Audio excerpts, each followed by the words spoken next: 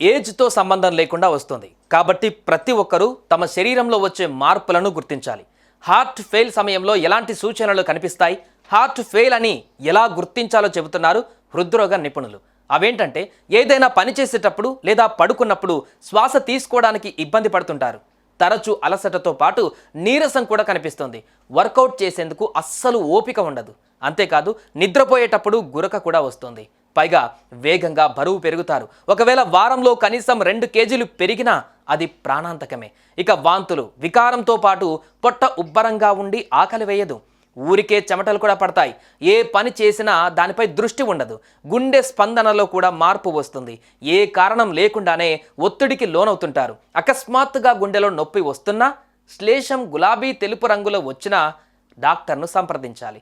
ఇలాంటి సూచనలు మీ శరీరంలో కూడా కనిపిస్తే వెంటనే అలర్ట్ అవ్వండి. వైద్యుల సలహా తీసుకోండి.